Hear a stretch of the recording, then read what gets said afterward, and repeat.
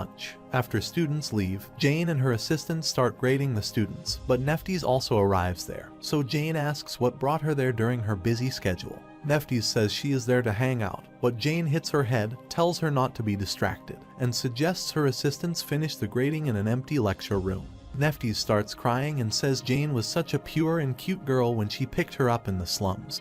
But Jane replies that a pure girl grew up into this after overworking and stressing out all day. Jane says Neftis should grade some exams as she is there, but suddenly she sees a paper of a student who got most of his basic questions wrong but then dared to solve the most complex questions. Jane asks Neftis why she assigned her to a first grader classroom, not just any classroom, but a class where Simon Follentia is. Neftis smirks and says she is unsure what Jane is talking about, but Jane always knew Neftis was cunning, like a 300-year-old fox. The exam result is up on the board, and after seeing the result, Simon says he thought he was prepared to see the results, but seeing the actual numbers is a real blow. Hayward says Simon's summonology score is high, and it's pretty impressive for not taking any prep courses before. Hayward thinks it's much better to excel at one thing than be average at everything. When Simon asks about his result, Hayward replies his highest one is 74 points for darkness dynamics, and other subjects are all in the 60 seconds and 70 seconds, while his average is 70. Simon feels betrayed because Hayward is also good at schoolwork, but Hayward says he studied just enough to not get expelled. Hayward tells Simon that their plan will not work now because the results are public and everyone has a clear measure, so it will be impossible for them to recruit a single student. Suddenly, Jane arrives there and gives 30 minutes to the students to form groups of 4 and says unless there are special circumstances, their group will be the same throughout the semester. Jane tells them that elementary black magic will be taught as a group lecture, and there will be group assignments that can be solved only by collaborating among the groups. Jane tells them to choose their group members wisely because their grades will be deducted if they show poor teamwork. The students immediately start to look for their group members, and Simon remembers Hayward said he would talk to Jane, who is their number 1 on the list,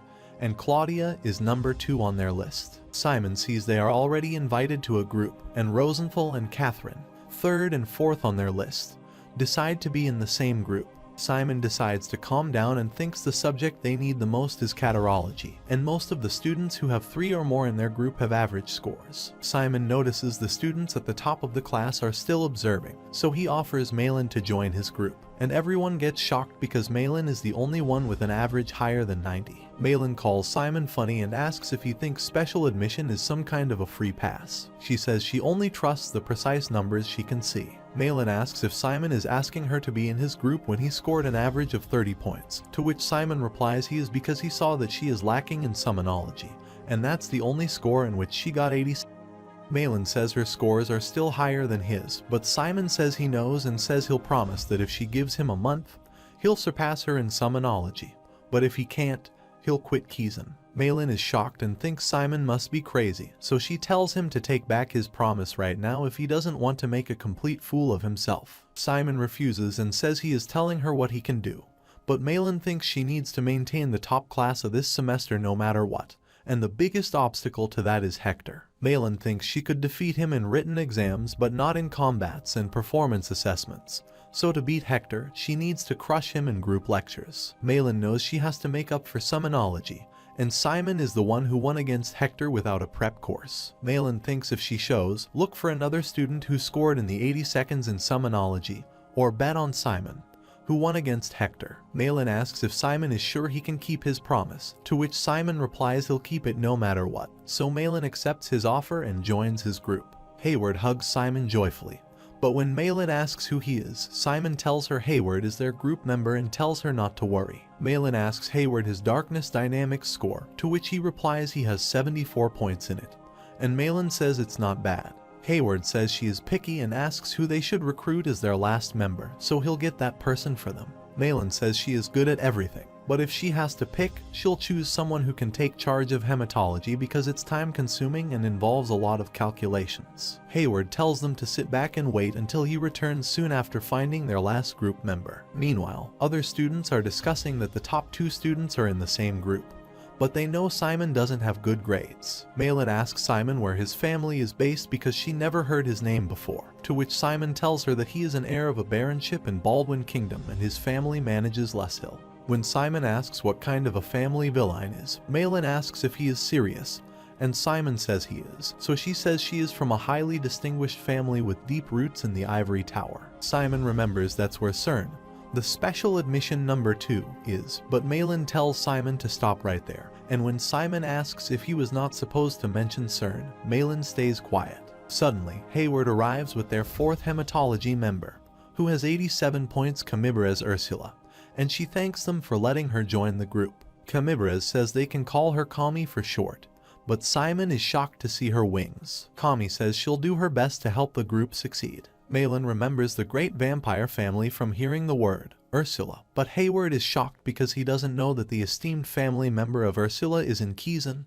Kami says it's because her mother is an ordinary human. Hayward immediately apologizes to her, and Simon understands Kami is an illegitimate daughter of the vampire family, so it's unsurprising for people not to talk about her if she has a troubling family history like him. Hayward says it's only fair if he tells her his story now and says he is a commoner, a son of the White Cow Merchant Group's owner. Kami shockingly asks isn't the White Cow one of the biggest merchant groups, but Hayward says he is the 3rd son out of 8, and his eldest brother is the heir, so everything is invested in him, and thanks to that, he is being used however they fit. Hayward says it's embarrassing to say it himself, but he has been sent to Kizan because they thought he was slightly talented in black magic. Hayward tells them he is on a mission to identify the needs of necromancers and does market research, but he is also going to properly graduate from Kizan and create a merchant group with his own name and Raucus so that his family will think of him differently. Meanwhile, Jane's assistant gives them the group information form to fill out and tells them to decide their group's name and the group leader's name.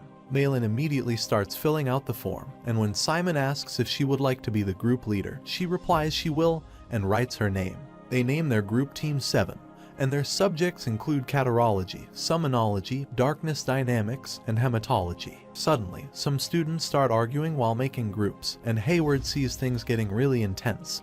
So he is glad they made a group. Simon thinks students are cruel while making groups, but Hayward says this is the sort of thing that happens during the student protection period, and if they don't compete with these students like hell, they are the next to fall behind, which means goodbye to Kizan. Suddenly, Jane announces that 30 minutes are over and tells the students who don't have groups to come forward. When 3 students who are all good in darkness dynamics come forward, she tells them to try harder and to distribute the workload of other subjects among themselves to pull up the average. Jane tells them to return to their seats and announces that they'll run a group performance assessment in the first class of elementary black magic next week when the student protection period is over. Jane says they'll be fighting against a monster, and that monster is a Cyclops. The students are worried if they'll be able to fight a Cyclops at their current skills, but Jane tells them to be quiet and explains the rules that they'll have to go into the underground dungeon in Kizan with their teammates to defeat a Cyclops together, but only one student gets to fight the Cyclops directly. The other 3 members will stay in the set positions to support the fighting member or weaken the monster to support the fighter. Jane clears that hindering skills such as exhaust, binding, and blinding are permitted, as well as bleeding through hematology and poisoning through toxicology are also allowed. Jane says they can use summon creates to attack the monsters, but necromancers directly casting attacking magic, including black magic, is forbidden. Jane tells the students that they can refer to the handouts for more detailed guidelines and says the fighting member will wear a protection vest with a barrier spell. Jane says their grading will be based on whether the Cyclops hunting was successful, incorporating an assessment of hunting speed, stability, the teamwork of the members, creativity, and the black magic's degree of completion. Jane says the students must enhance their capabilities to maximize before the main test begins. When she asks if they have any questions, Jane Victoria asks if they'll fight against an actual living Cyclops or if the evaluation will use Kizan's simulated system for virtual battles. Jane answers they'll fight actual living Cyclops captured from the west of the continent, and says before beginning the performance assessment, all of them must sign a life waiver form.